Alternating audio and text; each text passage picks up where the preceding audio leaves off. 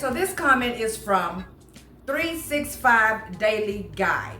The comment is, do you do field inspections or residential and commercial insurance loss inspections? Second question, what's a rough estimate of what you made your first year doing this? Okay, so my answer to that for you is, of course, I do commercial inspections.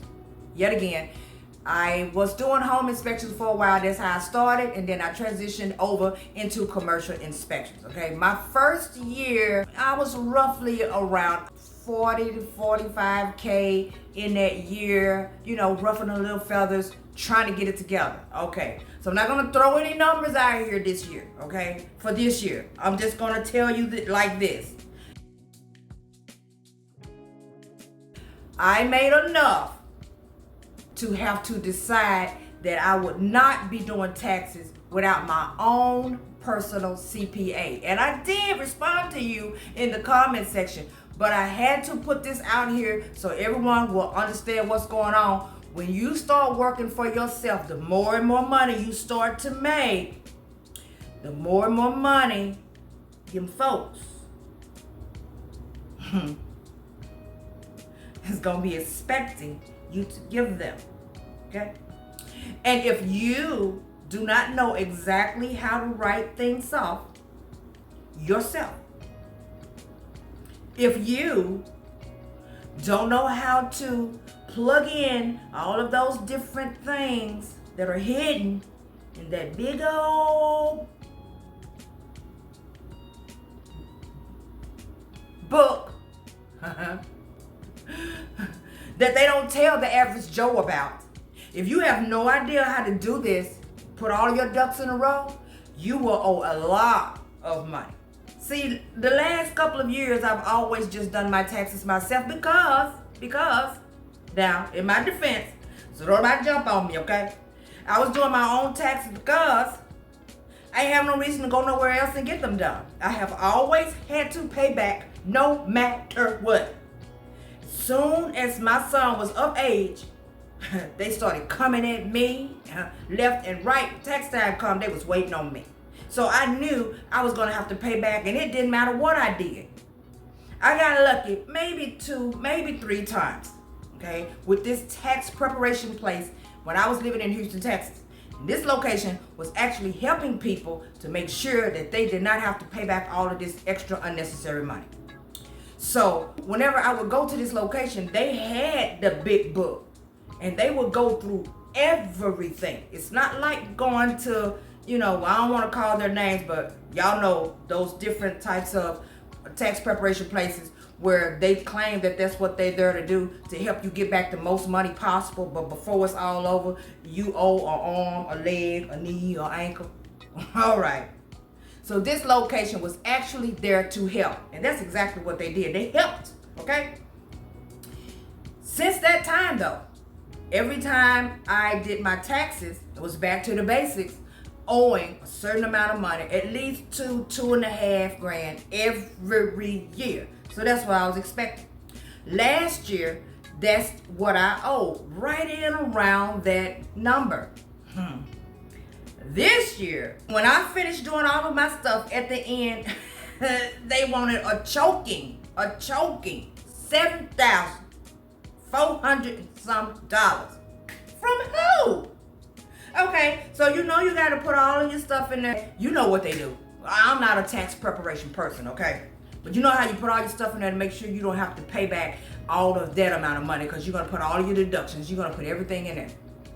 But what I was putting in there just wasn't enough, and I had no idea what I was doing. So what I can say is that commercial will get you the money, but honey, be prepared for them folks.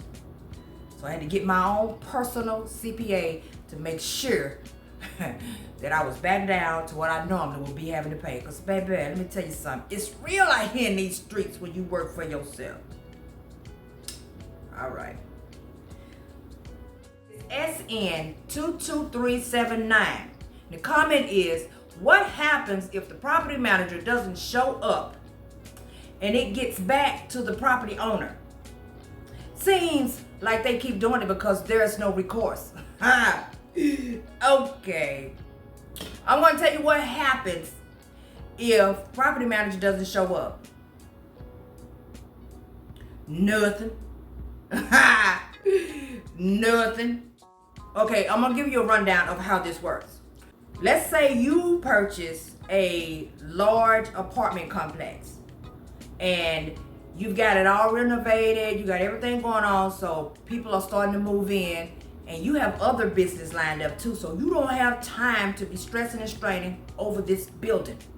So therefore, you hire a management company to foresee your property. Just because you hired them don't mean they work for you. And your property is not the only property that they are over. I'm pretty sure they're going to be over properties all over the place. So their representatives are having to go out all over the place. They're going to meet different people all over the place. And that's the excuse that they're going to use. Because once they make an appointment with you, at the end of the day, there's still no excuse. But when they don't show up, nothing's going to happen.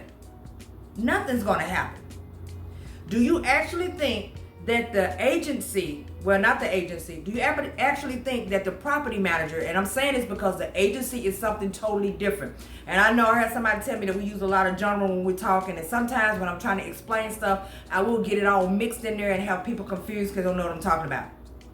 So, not the agency. The agency is the company that actually gets the insurance for you and lines you up with a carrier. I'm talking about the property manager. When you get the property and you know you can't handle it on your own and you get someone else to oversee it, so you don't even have to show your face ever. If they don't show up, there's a chance that depending on how bad the property is, the insurance could get canceled. The premium can go up. You know, all types of stuff, because it depends on the inspector. The inspector may not come back. It might have been the only chance the inspector is coming back. They might have already had issues with the property from the beginning, and they're only giving them, the underwriter is only giving the property owners one more shot at this. So someone's coming to inspect this location and nobody shows up, and they don't even worry about it. They just shut it down. I'm pretty sure it's not going to go back as far as the property manager is concerned. Nobody's going to get fired or none of that. Okay? And let me tell you something. Most of the time, it's more than just the property manager. The owner doesn't show up. Okay? The manager that lives on the property may not open the door. It's all kind of stuff that occurs when you're out here in these streets. You just have to be prepared for it. Is it worth it when it comes to your pay? Of course it is.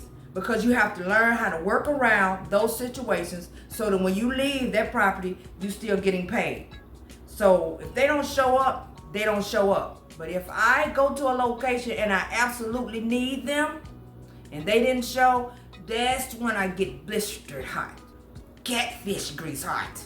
But for the most part, they're good to go. If you don't show up, you don't show up. Hey, you just made my job easy. Without further ado, you already know what to do. Like, subscribe, turn on the notification bell. I will be bringing you back something later. Thank you guys so much for watching, and enjoy the rest of your day.